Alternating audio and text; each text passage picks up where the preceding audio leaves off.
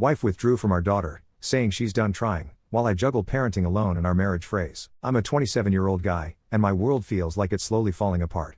I'm watching my family break, and I don't know how to put the pieces back together. My wife and I have been sweethearts since we were kids. She's 29 now, and we've been married for about 5 years. We started young, married early, parents early, but until recently, it felt like we could handle anything together. My wife is driven. She took her passion and turned it into a business, a dream come true for her. I supported her from the start. My schedule is flexible, so I promised I'd take care of things at home so she could build her business. We made a good team. Or we did, until suddenly we weren't. She throws herself into work with everything she has, the definition of a workaholic, and I can feel how it's come between us. These days, care for our 10-year-old daughter falls almost entirely on me. The two of them, I don't know, it's like they're strangers living in the same house. When they're together, my wife gives our girl quick, distracted answers, or worse, nothing but silence. Our daughter's not at fault, she's a good kid. Sweet, never disrespectful. But she's uncomfortable around her mother, and it shows.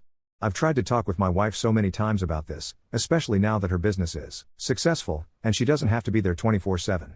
We're both trying to fix things, to reconnect, but it feels uphill. Recently, we had an explosive fight that left us both raw. She told me she was done trying with our daughter, that she just wasn't good at it, and she should stick to her lane. I told her it doesn't work like that, she can't just tap out when things get hard.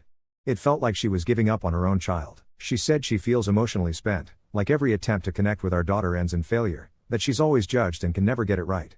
She accused me of having it easy, that our daughter loves me more, and she brought up this old wound about our kids' school project. The assignment was to interview someone she admired. She chose me. My wife was devastated, and I don't think she's let it go. Hurt, she told me I don't get what it's like to come home to a child she carried for 9 months only to get coldness or criticism. Her anger turned into a rant about how I don't understand how hard she works for our family, and how the least I can do is be her rock, her peace. I told her all I've been doing is showing up for her, taking care of things we're supposed to share. But it isn't just about us anymore, we have a daughter who needs both her parents. She just threw it back in my face, saying she has a million things on her plate and I don't appreciate it. She started this whole martyr act. If her business is tearing us apart, she'd give it up, she'd make do. I just wanted her to drop the act, to really talk. But the fight spiraled. I said something about how pointless this argument was, but she spun it like I was calling her pointless. It was the ugliest fight we've had in years. Thankfully, our daughter was with her grandparents and didn't hear it. But now, there's still tension thick in the air. We're stuck, don't know how to move forward, don't know how to get her to see what she's doing to our daughter. It feels like she's clocked out emotionally, like she can dismiss her own flesh and blood as if she were an unhappy client. Sometimes, I truly feel like a single parent. My wife is distant, she talks at our daughter, never to her. She makes promises and breaks them, again and again. There's no effort to genuinely connect. Our daughter is into anime, and my wife rips on it constantly, right in front of her. When the K-pop phase started, my wife only complained about the noise. When our girl overcame her stage fright to join a school play, because she knew her mom loves theater, my wife promised she'd go. She didn't. I watched our daughter's face fall as she realized her mom wasn't coming, her heart break when her mom brushed it off later with the usual, "Work was busy, I promise next time." Recently, there was a take your child to work day. I thought this would be their chance to bond, let our daughter into her world. But I got a call, our daughter was upset, wanted to come home. My wife had left her with someone else and disappeared. When she finally checked in, they argued. My wife told her that a bratty attitude wouldn't be tolerated at work. I was furious. She apologized later, blamed work stress, and offered to try again, but our daughter had already shut that door. My wife's never been good at showing emotions, she says it herself, feels like she's too harsh, too blunt. That's one reason she leans on me for all the caretaking. But lately, I've started questioning everything. I know she loves our daughter, I saw it in those early days, when she was pregnant, in all the private moments where she gushed about her. I felt the love in the little things, before something inside her seemed to shift. Her own childhood wasn't warm, she isn't close with her parents, has me talk to them instead. She genuinely believes that parents and kids don't need to be close. Says she turned out fine, so our daughter will, too. But that feels so cold and broken to me. I'm failing to fix things for them, and for us. There's barely any quality time anymore, and intimacy between us is basically gone. When we do go out, she's always got her business face on, never really present. I'm lost. I'm not trying to villainize her. I just want my family to be okay. I want my wife and daughter to have a real relationship, and I want my marriage back. Right now, it feels like a fight for our very survival as a family. I just need to know, how do I help them rebuild what's broken, while still holding us together? Update 1. My wife and I finally sat down for a serious discussion about everything that had been building up between us. Getting there wasn't easy, tension still lingered after our last fight, and our smaller arguments in between hadn't helped. Our daughter started to pick up on the distance between her mother and me. She came to me and asked about it, which stung more than I'd like to admit. I never wanted her to get caught in the middle of our problems. It was a wake-up call that I shouldn't have let things drag out for so long. Eventually, my wife approached me, asking if we could talk. We both apologized for the way our last fight spiraled. She admitted she was afraid I was ready to call it quits. I hadn't recovered from the fight like I usually do, and I'd been distant. To her, that looked like I was done. She wanted to make a gesture, something to show me she wanted to fight for our marriage. I told her point blank that the way she'd treated our daughter during that argument had shaken my faith in us. She admitted she felt terrible for unloading on our daughter that way. She explained how overwhelmed she'd been, how she used the situation as a punching bag because she was at a total loss as a parent. She insisted she loves our daughter, but she just doesn't know what to do. I told her as honestly as I could, if things kept going this way, we'd always be lost, disconnected as a couple and as a family. I confessed that I feel like a single parent, alone in my own marriage. Clearly, the way we were living wasn't working anymore. I pointed out that her absence, emotionally and physically, was the root of almost all the pain. I told her that, at times, it felt like our daughter and I don't actually matter to her. I could see my words bothered her.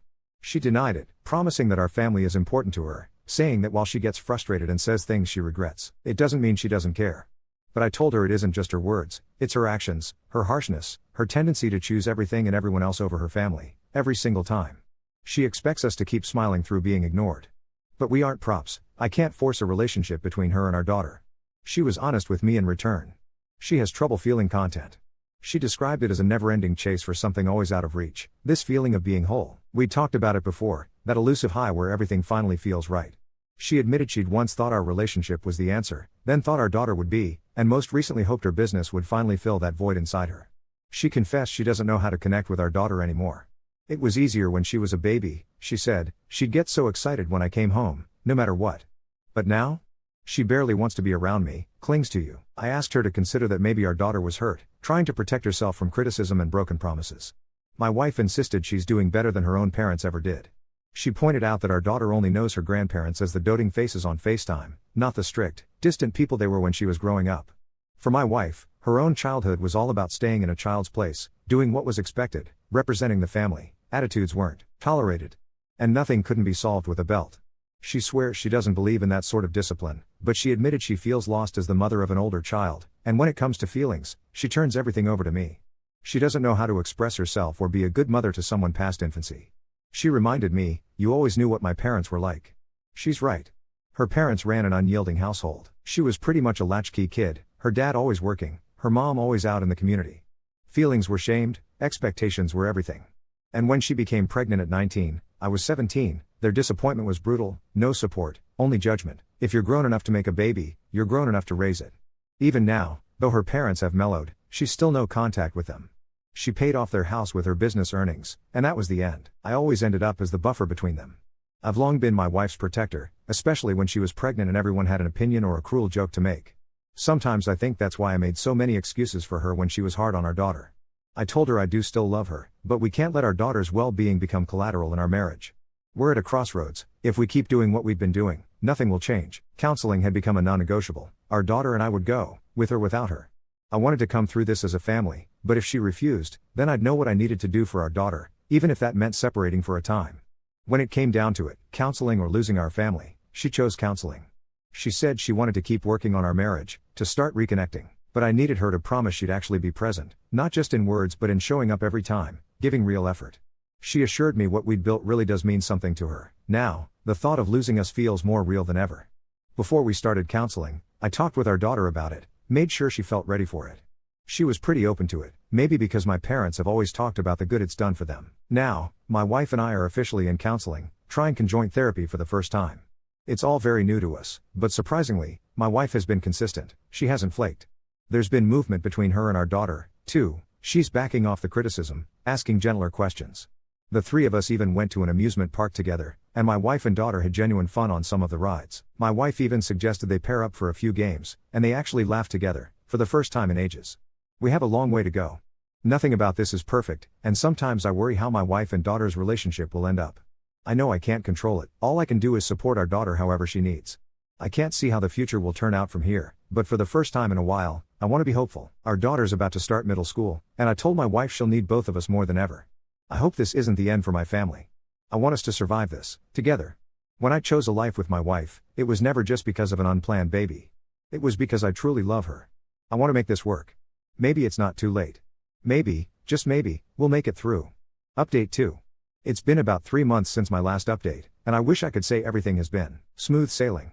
We've made progress, real progress, but life has a way of throwing curveballs when you least expect them. The counseling sessions have been intense. Our therapist, Dr. Martinez, doesn't pull punches. She's helped my wife understand how her childhood trauma shaped her parenting style, and honestly, some of those sessions left us both emotionally drained. My wife has been working on what Drive Martinez calls emotional availability, being present not just physically, but mentally and emotionally too. The breakthrough moment came about 6 weeks ago. Our daughter had been working on a science project about marine biology. She's been obsessed with dolphins lately, and my wife actually sat down with her to help. Not because I asked, not because she felt guilty, but because she genuinely wanted to. I watched from the kitchen as they worked together, my wife asking questions about what our daughter had learned, actually listening to the answers. When our daughter got excited explaining how dolphins communicate, my wife smiled, not her polite, distracted smile, but a real one. It was the first time I'd seen them connect like that in years. Things seemed to stabilize. My wife started keeping her promises more consistently. She made it to our daughter's school presentation about her dolphin project. She even suggested they watch some nature documentaries together, which became their new thing, Sunday afternoon nature time on the couch. I started feeling like maybe we could actually make this work. But then everything got complicated. About a month ago, my wife's business partner, Marcus, started coming around the house more often. He's always been part of her world. They started the business together about 4 years ago, but lately, his visits felt different. More personal. He'd stay for dinner, linger after business discussions were over, find reasons to stop by on weekends. My wife seemed lighter when he was around. More animated. The version of herself I remembered from our early days. At first, I tried to brush off the nagging feeling in my gut. Marcus has been divorced for 2 years, and maybe he was just lonely. My wife was finally in a good place with our daughter, and I didn't want to rock the boat with unfounded suspicions. But the signs became harder to ignore. The late-night texts that made her smile in ways I hadn't seen in months. The way she'd suddenly become secretive about her phone, taking it to the bathroom, keeping it face down during dinner. She started working late more often, but when I'd call the office, she wouldn't answer. When I asked about it, she'd get defensive, saying I was being controlling and that she needed space to focus on growing the business. 2 weeks ago, I picked up our daughter from school and decided to surprise my wife with lunch at her office. The receptionist looked confused when I asked for her, saying she'd left hours ago for a client meeting. When I called her, she said she was in back-to-back meetings all afternoon and couldn't talk. That night, I couldn't sleep. I found myself checking her phone while she showered, something I'd never done in our entire relationship. What I found made my stomach drop. Text threads with Marcus that went way beyond business. Messages about missing each other, about how complicated things were, about needing to be careful. Nothing explicit, but the emotional intimacy was unmistakable. I confronted her the next morning after our daughter left for school. She didn't deny it, but she didn't exactly admit it either. She said Marcus understood her in ways I couldn't, that he saw her ambition as attractive instead of problematic. She accused me of being jealous of her success, of never really supporting her dreams the way he did. She said their connection was deep but insisted nothing physical had happened. The fight was brutal. I told her she was destroying everything we'd built, everything we'd been working toward in counseling. She shot back that maybe our problems ran deeper than therapy could fix, that maybe we'd just grown apart. She said she felt suffocated in our marriage, like she was pretending to be someone she wasn't. But here's the thing that killed me, our daughter walked in on the tail end of it. She heard enough to understand that something was very wrong. The look on her face, the way she quietly went to her room and shut the door. It broke my heart. After all our progress, after finally seeing her and her mother bond, we'd let our own mess spill over into her world again. That evening, our daughter came to me and asked if mommy was going to leave us. I didn't know what to say. I told her that grown-ups sometimes have problems they need to work through, but that both her parents loved her no matter what. She just nodded and asked if she could sleep in my room that night. My wife has been staying late at work more often since our fight. When she is home, there's this wall between us that feels impossible to break through. She goes through the motions with our daughter, still does their Sunday nature documentaries, still helps with homework, but I can see our daughter pulling back again, protecting herself. Yesterday, Marcus showed up at our house while I was at work. Our daughter called me, confused about why he was there and why mommy seemed upset. When I got home, my wife was crying, something I hadn't seen her do in years. She said Marcus had ended things, that he couldn't handle the guilt anymore and thought they should keep things strictly professional. She looked devastated, and I felt this weird mix of relief and heartbreak for her. We're supposed to have a counseling session tomorrow. I don't know what I'm going to say. Part of me wants to fight for us, to believe this was just a rough patch that we can work through. Part of me wonders if we're just prolonging the inevitable. And part of me is terrified about what this means for our daughter, who's just starting to trust that her family might actually stay together. Dr. Martinez always says that crisis can be an opportunity for growth, but right now, it just feels like everything is falling apart again. I'm trying to hold it together for our daughter, but honestly, I don't know how much more of this emotional whiplash any of us can take. I still love my wife. Even after everything, even knowing she connected with someone else in ways she couldn't with me, I still love her. But I'm starting to wonder if love is enough to fix something that's broken.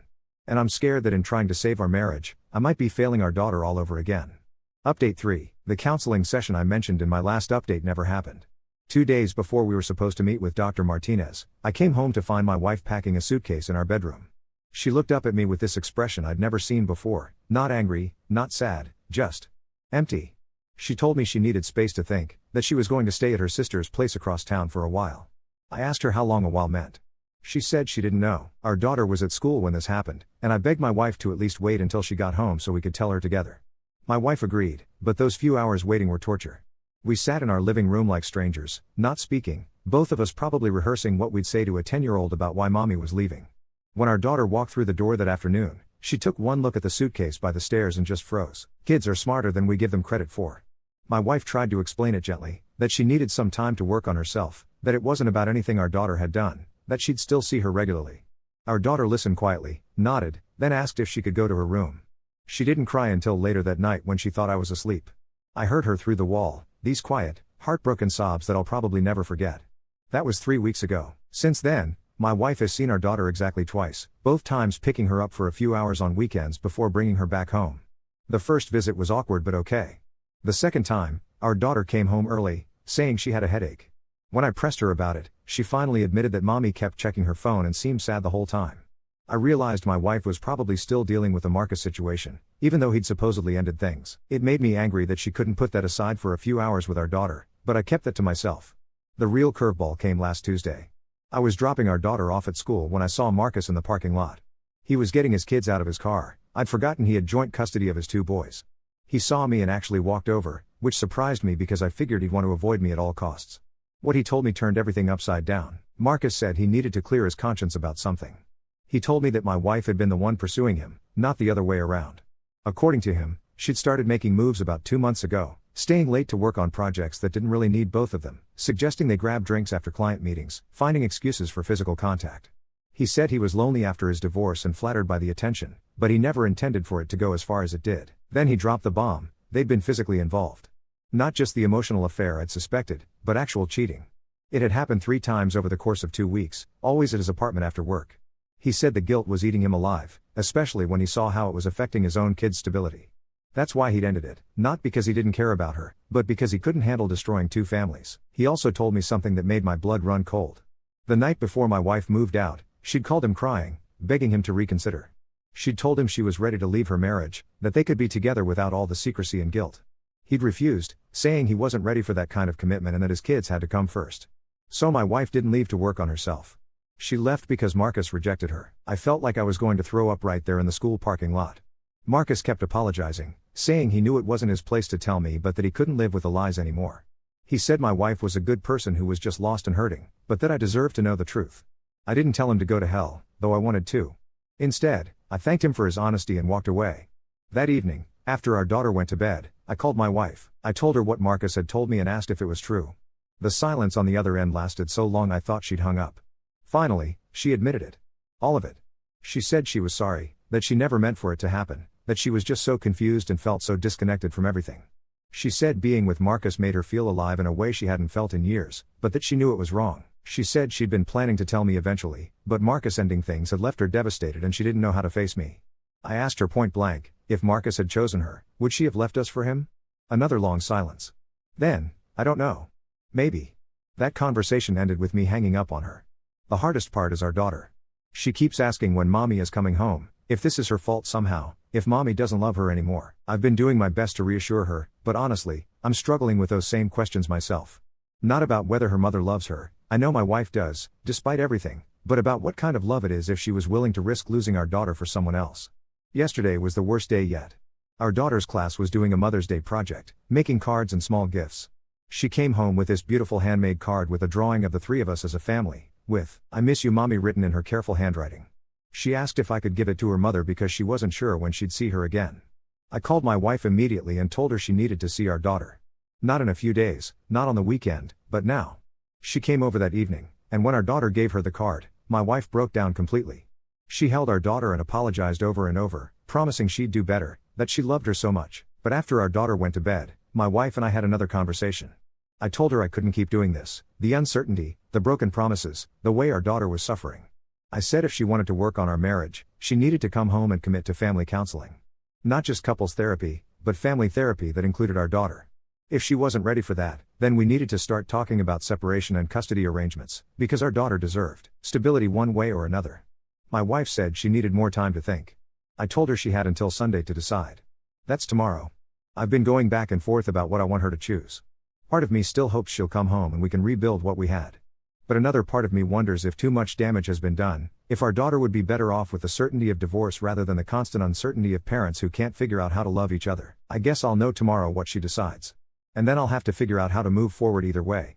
Right now, I'm just trying to be the parent our daughter needs while my own world feels like it's still falling apart. Some days I feel like I'm barely keeping my head above water. Update 4. Sunday came and went. My wife never showed up, never called. I spent the entire day checking my phone, jumping at every car that drove down our street, while our daughter asked me 3 different times if mommy was coming over. By evening, I had my answer without her having to say a word. Monday morning, I called a divorce attorney.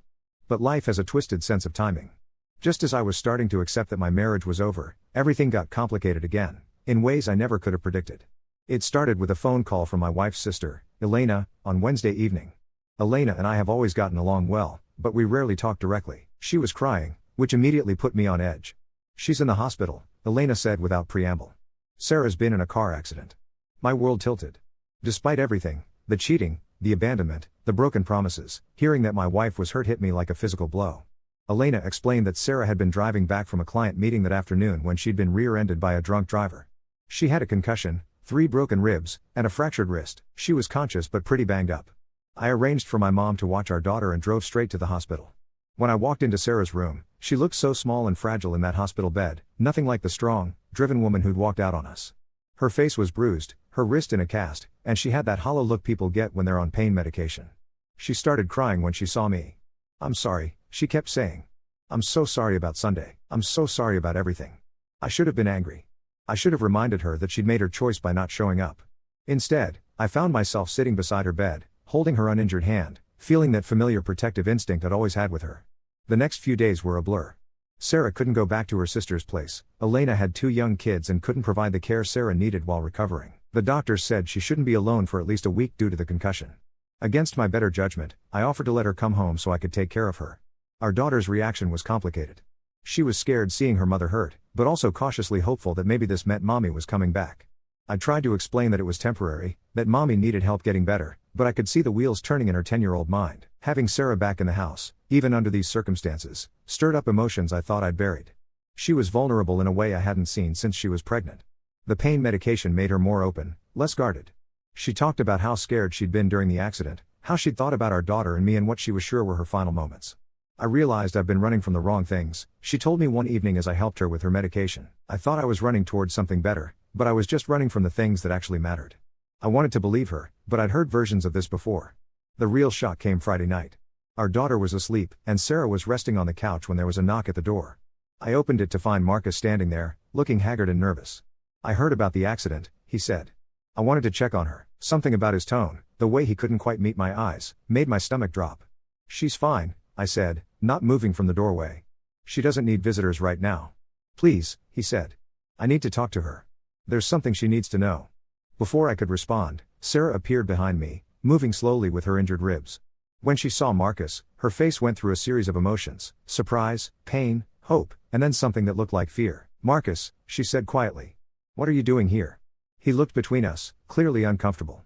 "Can we talk? Privately?" I was about to tell him to leave when Sarah touched my arm. "It's okay," she said. 5 minutes. I stepped back reluctantly, but I didn't go far. From the kitchen, I could hear their voices but not their words. What I could see was body language: Marcus gesturing urgently, Sarah shaking her head, her face growing paler. After exactly 5 minutes, I walked back into the living room. Marcus was already heading for the door, but he stopped when he saw me. "Take care of her," he said, and there was something in his voice that sounded almost like a warning. After he left, Sarah collapsed back onto the couch, wincing from her ribs but clearly more distressed about whatever Marcus had told her. "What did he want?" I asked. She was quiet for a long time, staring at her hands. Finally, she looked up at me with tears in her eyes. His wife, she said. His ex-wife. She's not actually his ex. I felt the blood drain from my face. What do you mean? They've been separated, but never divorced. She's been living in another state with the kids, but she's moving back. They're trying to reconcile. Sarah's voice was barely a whisper. He wanted to warn me in case she contacts me. Apparently, she hired a private investigator when she suspected he was seeing someone. She has photos, Marcus. Photos of us together. The implications hit me like a freight train. A vindictive wife with evidence of an affair. Photos that could be used against Sarah in a divorce, could affect custody of our daughter, could ruin her business reputation. How much does she know? I asked. Everything, apparently. Where I live, where I work, our daughter's school. Sarah was shaking now. Marcus thinks she might try to cause trouble for me to get back at him. As if on cue, my phone buzzed with a text from an unknown number. Your wife is a homewrecker. Ask her about the photos. Sarah saw my face change as I read it. She's already started, hasn't she? I showed her the text. Sarah closed her eyes, and I could see her trying not to cry. I'm so sorry, she whispered. I've destroyed everything. Our marriage, our family, and now this woman is going to make sure everyone knows what I did. I should have felt vindicated. This was karma, consequences finally catching up with her choices. But looking at my wife, hurt, scared, and more vulnerable than I'd ever seen her, I felt something unexpected. I felt protective. We'll figure this out, I heard myself saying. Whatever she's planning, we'll handle it. Sarah looked at me like I'd lost my mind. Why would you help me? After everything I've done to you, to us? I didn't have a good answer. Maybe it was because despite everything, she was still my wife. Maybe it was because our daughter needed both her parents functional, not destroyed by scandal. Or maybe it was because some part of me still loved her, even though I wasn't sure I could ever trust her again. Because, I said finally, whatever else has happened between us, we're still a family. And families protect each other. As I said it, I realized I meant it. But I also realized that protecting her didn't mean taking her back. It just meant that whatever came next, divorce, custody battles, public humiliation, we'd face it as united parents instead of enemies. The question now was whether Sarah understood the difference. And whether this mystery woman with the photos was planning to give us that choice. My phone buzzed again. This time it was a photo, Sarah and Marcus kissing in what looked like a restaurant parking lot. The message below it read, "This is just the beginning." I showed Sarah the photo. She stared at it for a long moment, then looked up at me with something that might have been resolve. I need to call my lawyer, she said. And you should probably call yours too. As she reached for her phone with her good hand, I realized that whatever happened next, the woman who'd walked out on us 3 weeks ago wasn't the same person who was about to fight back. I just wasn't sure yet if that was a good thing or a terrible one.